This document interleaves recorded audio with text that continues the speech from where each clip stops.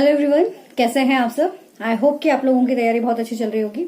So guys, आज हम लोग डिस्कस करने वाले हैं कुछ स्ट्रैटेजीज जो आप ये जो 2 मंथ्स आप लोगों के बचे हुए हैं इसके लिए आप यूज कर सके अपने नेट की प्रिपरेशन के लिए। तो जैसा आप जानते हैं कि नेट में आप लोगों को 20 यूनिट्स करनी पड़ती है और ये टफेस्ट एग्जाम है आपके टीचिंग फील्ड में, तो जो आपको कंप्लीट करना है। तो अगर हमने स्मार्टली इसको प्रिपेयर नहीं किया तो कहीं ना कहीं हमें प्रॉब्लम फेस करनी पड़ सकती है। तो स्मार्टली कैसे इसकी प्रिपरेशन करें वो बहुत ज्यादा जरूरी है। तो अब जैसा आप जानते हो कि ऑलरेडी अगर देखो 2 तरह के कैंडिडेट्स होंगे। एक तो वो जो ऑलरेडी 4-5 महीने से अपनी तैयारी कर रहे होंगे और एक वो कैंडिडेट्स जिन्होंने तैयारी जस्ट रिसेंटली शुरू की होगी due to their university exam, due to their job या वट एवर द रीजन। तो हम दोनों ही कैटेगरी के स्टूडेंट्स की यहाँ पर बात करेंगे, तो ये वीडियो दोनों के लिए ही इम्पोर्टेंट है। तो पहले मैं बात करती हूँ उन बच्चों की जो ऑलरेडी तैयारी कर रहे हैं, ठीक है। तो अब उनको क्या करना चाहिए। आपने ऐसे कई बच्चे ऐसे भी होंगे जिन्होंने पहले अटेम्प्ट किया होगा लेकिन किसी न किसी कारण से वो रह गया है। तो अभी हमसे कोई भी चूक ना हो इस तरह से हमें तैयारी करनी है, ठीक है ना। तो सबसे पहली चीज तो ये है कि अब ना घंटों के हिसाब से पढ़ना छोड़ दीजिए, ठीक है। द फर्स्ट पॉइंट इज घंटों के हिसाब से पढ़ना छोड़ दीजिए। अब जो टारगेट है वो बनाइए अपने टॉपिक का कि मुझे अपने टॉपिक कंप्लीट करना है, उसको लेकर फोकस करिए कि मुझे एक दिन में पेपर 1 के ये टॉपिक और पेपर 2 के ये टॉपिक कंप्लीट करने हैं और वो कंप्लीट करके ही मानना है, चाहे उसमें कितना भी समय लगे, ठीक है ना। पहली चीज तो ये वाला आपको करना है।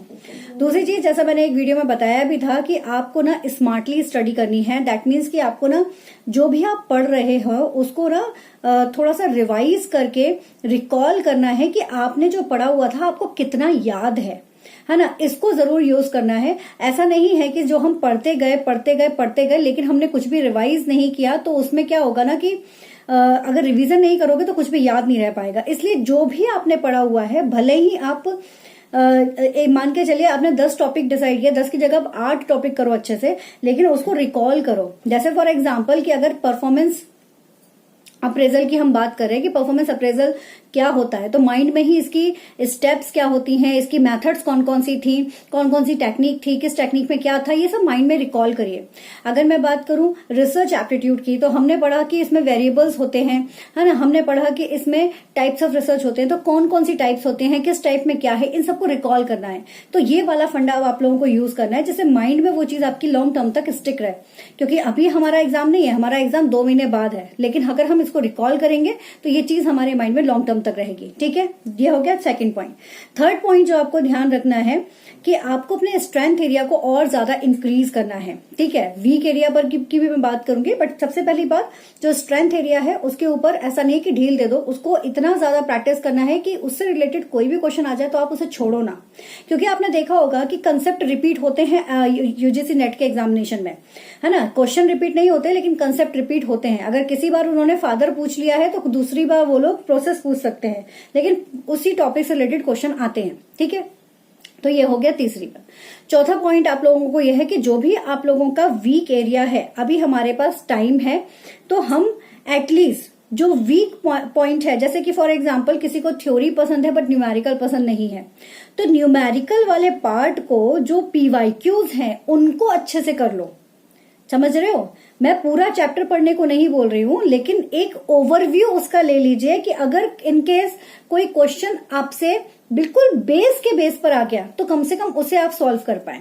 जैसे कि फॉर एग्जांपल आपको नहीं पता कि डिविडेंड क्या होता है, ठीक है। डिविडेंड कभी आपने वर्ड सुना ही नहीं है, मान लीजिए, जस्ट फॉर द एग्जांपल।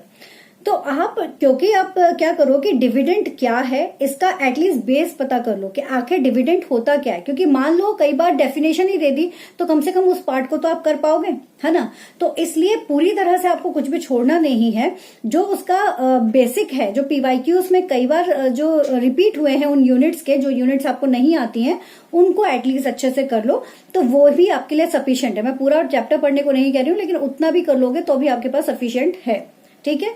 और ये तो वेल एंड गुड है कि अगर आप सिलेबस जो है उस सिलेबस की टर्मिनोलॉजीज अगर आपने तैयार की हुई है तो वेल एंड गुड है। क्योंकि मैंने हमेशा स्टार्टिंग में भी कहा था, जब आप लोगों ने जब जून की प्रिपरेशन की बात चल रही थी, दिसंबर के एग्जाम जब खत्म हुए थे उसके बाद, कि आपको करना क्या है कि सिलेबस को अच्छे से देखना है और सिलेबस की जितनी भी टर्मिनोलॉजीज है उनको एक कॉपी में नोट डाउन कर लीजिए, जिससे कि सिलेबस से रिलेटेड जो भी टॉपिक अगर कोई आता है तो आप उसको कर पाए, ठीक है।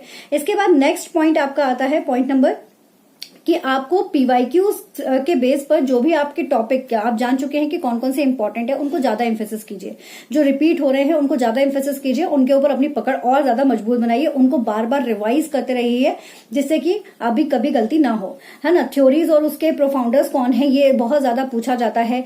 एक्ट वाले जो पोर्शंस होते हैं उनमें एक्ट से रिलेटेड क्वेश्चन पूछे जाते हैं, तो उनको आप उन्हीं के साथ में बार बार रिकॉल करते रहिए जिससे कि वो हमेशा तैयार होता रहे।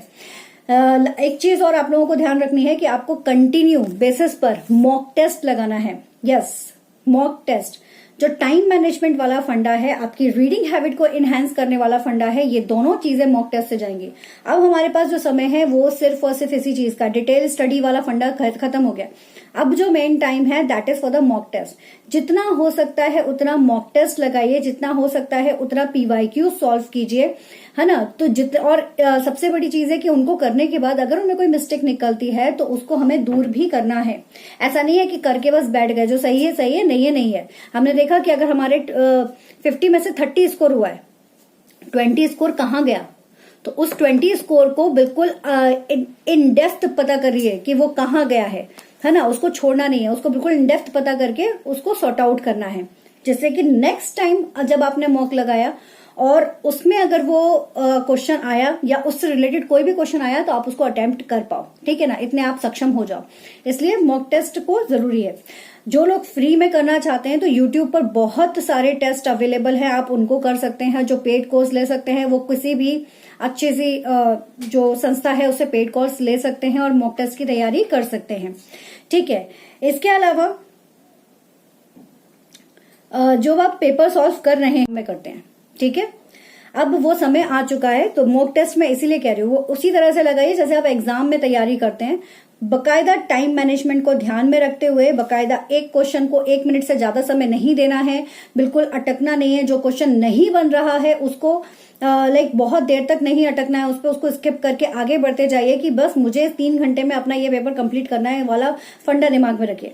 तो अगर आप पेपर 1 पेपर 2 कोई भी कर रहे हो, एक टाइम लिमिट के अंदर सेट करके अपने पेपर वाली प्रैक्टिस कर सके। क्वेश्चन रीड करना बहुत इंपॉर्टेंट है, कितनी जल्दी आप रीड करके उस क्वेश्चन को समझ रहे हो इसकी तरफ फोकस करना भी जरूरी है, क्योंकि क्वेश्चंस जो हैं वो कॉन्सेप्चुअल बेस पर दिए जाते हैं, बहुत ज्यादा घुमा फिरा कर दिए जाते हैं, तो उसको भी समझना बहुत जरूरी है। ये सभी के लिए, ये दोनों के लिए है, चाहे आप अभी करते आ रहे हो। पीवाईक्यू वाला फंडा तो आपको यूज करना ही करना है, तो करनी है। बाकी एक बात तो आप लोग जानते ही हैं कि आपके जो भी आप सब्जेक्ट्स पढ़ते हैं तो कुछ सब्जेक्ट्स में पेपर 1 में स्पेशली क्वांटिटेटिव और क्वालिटेटिव 2 तरह की यूनिट्स है।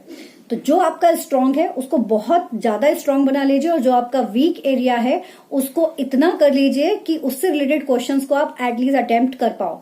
और वो कैसे कर पाओगे? पीवाईक्यूज के थ्रू, जैसा मैंने अभी बताया था, ओके। और लास्टली जो सबसे इंपॉर्टेंट है that is practice practice practice. जितनी ज्यादा प्रैक्टिस करोगे उतना ज्यादा अच्छा आपका रिजल्ट सामने आएगा, ठीक है। अब जो बच्चे जिन्होंने जस्ट अभी प्रिपरेशन स्टार्ट की हुई है उनको मैं ये सजेस्ट करना चाहूंगी कि एक तो टॉपिक वाला फंडा तो ठीक है, सिलेबस को गो थ्रू कीजिए अच्छे से, ठीक है। जिन्होंने अभी जस्ट स्टार्ट किया, अभी जस्ट सोचा है और आप कुछ भी नहीं जानते हैं, तो सबसे पहला पॉइंट है सिलेबस, कि अपना सिलेबस उठाइए, सिलेबस को अच्छे से गो थ्रू कीजिए, उसमें से क्या आपको आता है क्या नहीं आता है उसको देखिए।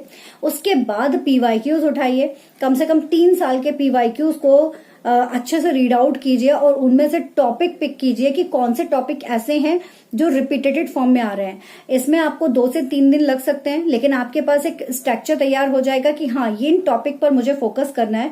फिर उन टॉपिक पर रेगुलर बेसिस पर फोकस कीजिए और उनसे जुड़े हुए पीवाईक्यूज, आप पीवाईक्यू सॉल्व करेंगे तो ऑटोमेटिकली आपकी सारी तैयारियां होती चली जाएंगी। तो वही आपके लिए अभी फंडा हो सकता है। पीवाईक्यूज के थ्रू इंपॉर्टेंट टॉपिक निकालें और पीवाईक्यूज की प्रिपरेशन करके फिर मॉक टेस्ट लगाइए जितना हो सकता है उतना। तो ये फंड अगर आप यूज करते हैं तो आप कम समय में भी ज्यादा से ज्यादा स्कोर कर सकते हैं, ओके। तो ये थी कुछ तकनीक जो हमें अब यूज करनी है एग्जाम के लिए, क्योंकि अब समय ज्यादा नहीं है, तो जितना हो सकता है इस तरह से करिए उसको। और समय कितना देना है किस पेपर को, ये तो डिपेंड करता है कि आपकी किस पकड़ किस पेपर के ऊपर ज्यादा है। जैसे अगर मैं अपनी बात करूं तो पेपर 1 को अगर मैं 1 घंटा देती थी तो पेपर 2 को मैं 2 घंटा या 2.5 घंटा देती थी, क्योंकि पेपर 2 का सिलेबस थोड़ा सा ज्यादा वास्ट था, ठीक है। तो इसलिए तो आप अपने अकॉर्डिंग किस में आपकी पकड़ अच्छी है आप उसके अकॉर्डिंग डिसाइड कर सकते हैं अपना टाइम, ओके। तो this is all for today. ये था हमारा आज का सेशन और मुझे लगता है कि आप लोगों के लिए बहुत हेल्पफुल है। तो अच्छी से तैयारी कीजिए, बहुत सारे मॉक टेस्ट दीजिए, 2 महीने इतना लग के तैयारी करो कि बस एग्जाम क्लियर हो ही जाए। ओके, चलिए, all the best, take care, keep study hard and smart. Video पसंद आए तो लाइक, शेयर एंड सब्सक्राइब करना बिल्कुल मत भूलिएगा। Take care.